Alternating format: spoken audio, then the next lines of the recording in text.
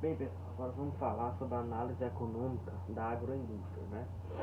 Vamos dar uma geral aqui sobre, em termos de estrutura, né? Nós temos aqui na agroindústria brasileira os produtos primários, que também são conhecidos como in natura, né? Aqueles produtos também de transformação secundária, que já são produtos que já são é, desenvolvidos através de derivados, né? São produtos que agregam maior valor em termos de comércio, certo? Mas por incrível que pareça, certo? Esses produtos de transformação secundária, eles têm uma presença maior no mercado interno, certo? No mercado externo, grande parte da nossa produção, ela se dá, a venda se dá através de produtos in natura. Por exemplo, a China só compra a soja brasileira em grãos, não compra de outra forma, né? Pode colocar óleo, eles não querem, eles só querem, grande maioria, acho que 90% ou mais, só compram em grãos, certo? Da mesma forma o café, certo? Da mesma forma o milho, o trigo, né? As frutas, pouco se, pouco se ouve falar em exportação do suco, salvo engano, a laranja. A laranja, sim, a laranja, ela já, ela já é exportada na forma de transformação secundária, né, do suco, certo? E também o ponto característico é a crescente diferenciação de produtos, né, e as estratégias de marketing que são desenvolvidas, certo? Uma forma interessante que a gente pode analisar a agroindústria brasileira é que até a década de 70, certo? Havia uma presença muito forte e marcante do agronegócio, né? Para vocês terem ideia, o agronegócio na década de 70 chegou a contribuir com 70% das vendas externas. Hoje, atualmente, está em torno de 40%, certo? Em decorrência dos preços da queda dos commodities, né, dos últimos 20 anos. Além disso, pessoal, o Brasil ele tem uma característica interessante que é a seguinte: o processo de industrialização no Brasil só começou propriamente dito no Estado Novo, né, na era de Getúlio Vargas, com a criação das estatais, né, que elas foram começando a se desenvolver. Ou seja, o processo industrial brasileiro ele não tem 100 anos, certo? Sempre foi a predominância de produtos agrícolas, desde a época da cana-de-açúcar, né? Depois passou-se com aquele apogeu do café, né? Aí nós tivemos a política do café com leite, aí veio antes também o ciclo da borracha, enfim, entendeu? Então só foi muito presente a parte do agronegócio, certo? Com esse processo industrial criado a partir do Estado Novo, que começa a ganhar mercado a parte industrial, certo? Nos últimos 20 anos, os principais segmentos, né, que se desenvolveram no país foi o que? Abate e preparação de carnes. Lembre-se que o Brasil é o maior exportador de carne bovina. Tem o setor avícola também muito forte, certo? Fabricação e refino do açúcar. O açúcar ele tem uma coisa interessante, porque ele fica a sua produção, mas no final da década, na metade da década de 70 até 80 existe uma política chamada pró-álcool, né? Que quando nós tivemos a primeira crise mundial do petróleo em 74, né, buscou-se o que? Energias alternativas que viesse substituir a gasolina, né, propriamente dito. E aí foi a política de incentivo ao álcool. né? Desde então o álcool passou a ser utilizado em veículos. Aí eu tenho a crise de 79, tenho a crise também do ano 2000, da crise mundial do petróleo, certo? Aonde o que? Aonde teve uma acessão novamente do setor do álcool, né? Aí entra a questão da fabricação, o refino do açúcar, também tem do álcool, os laticínios, né? A panificação e fabricação de massas, que o mais interessante também disso daí que o Brasil não é autossuficiente em trigo, né? O Brasil tem uma produção considerável, principalmente nos estados do Rio Grande do Sul e o estado do Paraná, né? Eles detêm mais de 80% da produção nacional de trigo. Contudo, a produção ela não é suficiente para atender o nosso mercado interno. E acaba que o Brasil compra trigo da Argentina e também compra dos Estados Unidos. Agora, principalmente depois do governo Bolsonaro, aumentou a demanda por trigo dos Estados Unidos, que antes o foco era sempre a Argentina, né? Aí eu tenho os óleos vegetais, que aí vai de milho, soja, etc. E a indústria de sucos. A indústria de sucos, se você olhar a pauta de exportação, é suco de laranja, certo? Para consumo interno, aí eu tenho suco de uva, tenho demais outros sucos, certo? Então, há o que? A agroindústria, ela tem duas vertentes, né? Ela está expandindo, né, no lado do processamento agroindustrial, certo? E está reduzindo a questão da indústria de insumos, né? A gente vai ver por quê, né? Que é a questão do defensivos, fertilizantes, rações, insumos e veterinários, certo? As formas de estímulo da agroindustrialização se deu principalmente na década de 60 e 70, que é com a política de substituição de importações, né? E aí a política de modernização, que começa na década de 70 a existir linhas de crédito rural, certo? Linhas específicas de crédito rural, né? Aonde no início dos anos 80 essas linhas foram retiradas do mercado. Ou não sei se o termo certo seria retirada. Seria o que? Foi mais uma retração do governo federal em decorrência de crises econômicas, de não liberar incentivos para a expansão do crédito rural. Aí tem a política de promoção de exportações, né, principalmente nos períodos onde tinha umas desvalorizações cambiais, principalmente na década de 90, anos 2000. Política de reestruturação do agroindústria começou a ter as cotas de exportações, né, e subsídios de energia também, certo? Em termos de mercado externo, propriamente dito, né, na agroindústria brasileira, os principais grupos é o que? Carne, açúcar e álcool, café, papel e celulose, certo?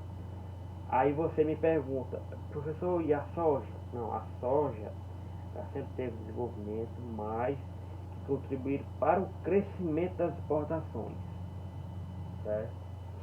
Nós temos esse detalhe, certo? E no Brasil, os principais ramos de concentração industrial se dá no café solúvel, na refinação e preparação de óleos, leite pó e iogurte, né?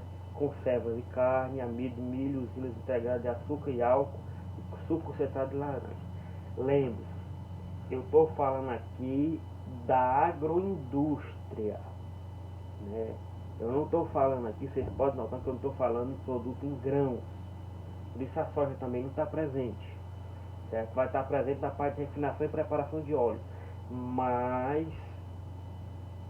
grande parte desse produto é consumido no mercado interno, ok?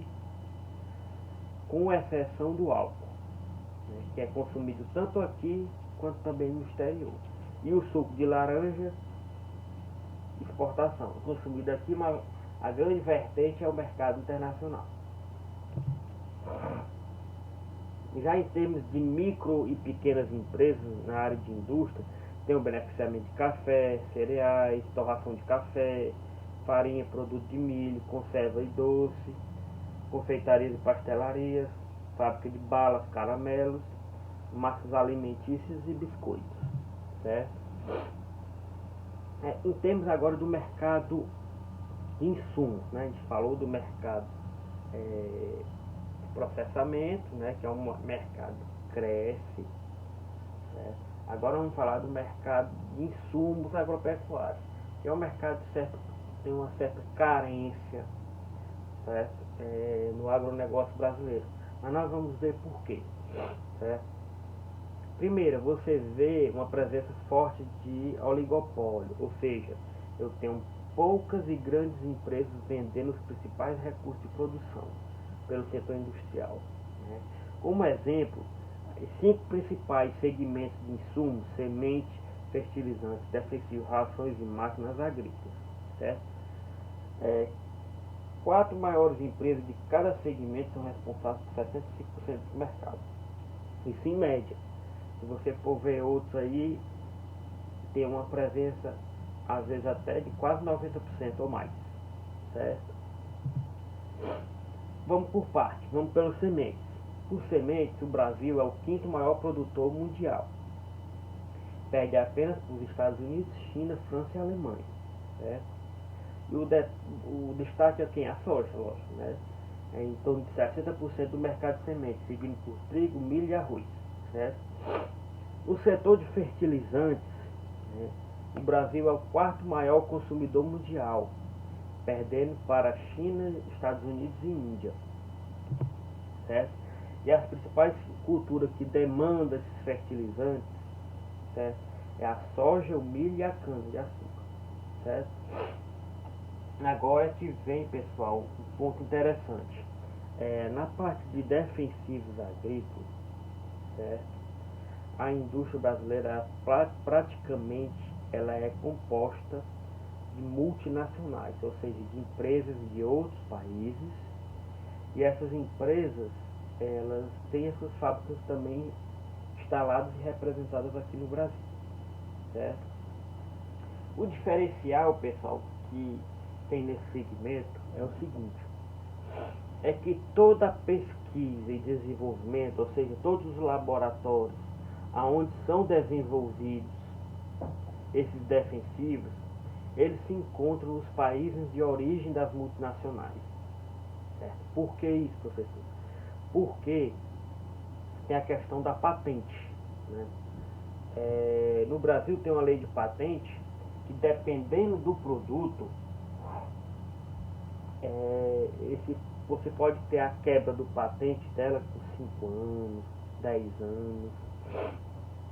Às vezes nem tem, entendeu? No caso, por exemplo, do coquetel da AIDS, né? No caso de alguns antibióticos, né? No nosso caso do agronegócio, isso em torno varia de 5 a 10 anos, certo? E aí o que é que essas empresas multinacionais fazem para se proteger? Elas desenvolvem todos os produtos, né, no seu laboratório, nos países de origem. E assim não fica refém da lei brasileira, certo? Ou seja, por exemplo, a Monsanto desenvolve todo tipo de defensivos agrícolas nos Estados Unidos, certo? E aí ela exporta os produtos para cá, certo? E aí o Brasil não tem como controlar a lei de patente, tipo quebrar a patente daquele produto e uma empresa nacional passar a produzir o mesmo produto. Não tem como, porque ela está garantida pela lei de patente dos Estados Unidos, certo? Aí o que acontece? O Brasil sempre vai ficar refém, certo, desse produto que é desenvolvido fora do país, certo? E aí não sai daquele grupo, não tem como sair daquele grupo, né? E aí ele passa a ficar submisso a esse tipo de mercado, certo? Certo? Mesmo assim, o Brasil ainda é o terceiro mercado mundial de defensivos, perto dos Estados Unidos e Japão, certo?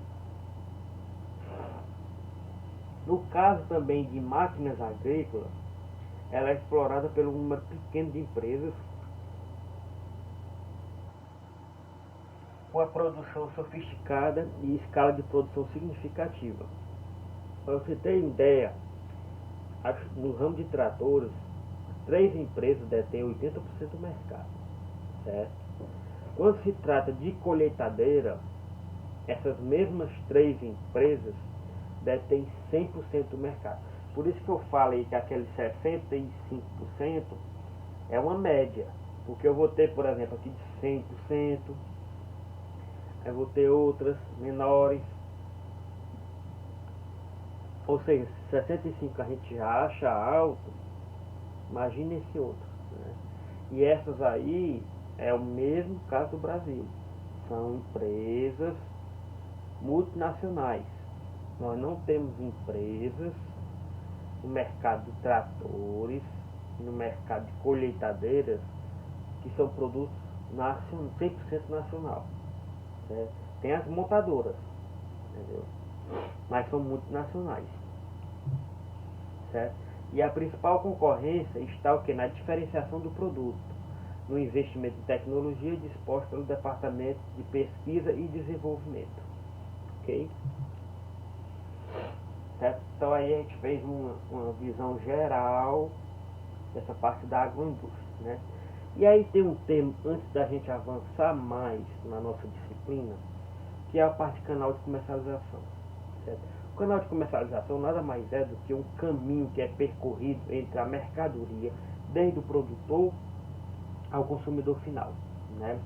É a sequência do mercado para onde dá esse produto, né? E tem produtos que eles têm canais diretos ou tem várias etapas, vários canais de comercialização, certo? Os tipos comuns.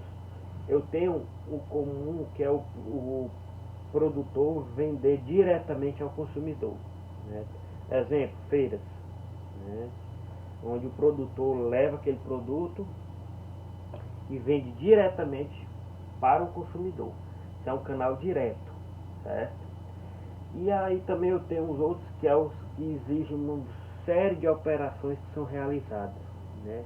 Que é um canal de comercialização que ele é mais complexo e variado.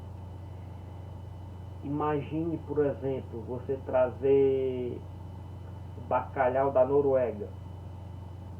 O produtor vende para uma distribuidora, a distribuidora exporta para o Brasil, para uma outra distribuidora. Ao chegar nessa distribuidora, a distribuidora ela repassa esse produto para os centros atacadistas, certo? Ou para outros distribuidores menores, para aí chegar no mercado do varejo. Entendeu? Olha o tanto de canal que eu tive. Eu tive um canal do produtor a um distribuidor, tive de um distribuidor que exportou para o outro, certo? Que vendeu esse produto em outro canal para o outro distribuidor local e aí para o varejista, certo? É um canal bem mais complexo, bem mais variado, que envolve várias etapas, certo? Então você pode ter um canal direto como um canal bem complexo, e são comuns, dependendo do produto, né? E aí eu começo, quando eu estou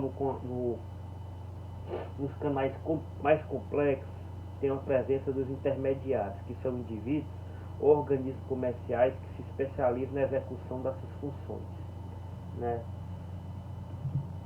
Então, os intermediários eles podem ser atacadistas, varejistas, especuladores, corretores, comissionados, né? Embaladoras, né? E aí eu tenho a indústria de transformação, esmagadora de soja, frigoríficos, certo? Que age também conforme intermediário, certo? E aí eu tenho uma caracterização de cada um deles, dá para você visualizar bem esse canal, certo? E aí eu tenho um exemplo bem simples, que seria o feijão em São Paulo, né?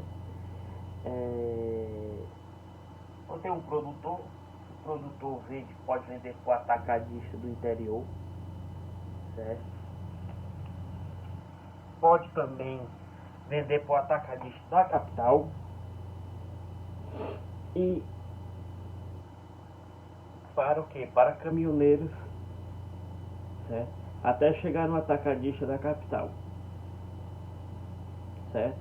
Esse atacadista da capital ele pode distribuir para outros atacadistas e para o atacadista de outras capitais, certo? E aí distribui o que? Para feiras, empórios, supermercado, outros mercados distritais. Ou seja, aí eu já tenho um canal bem desenvolvido, né? Bem complexo. Aí vocês imaginam um produto, tipo, você vai vender a soja para a China, entendeu? Aí você tem também uma série de intermediários até essa soja chegar no consumidor chinês.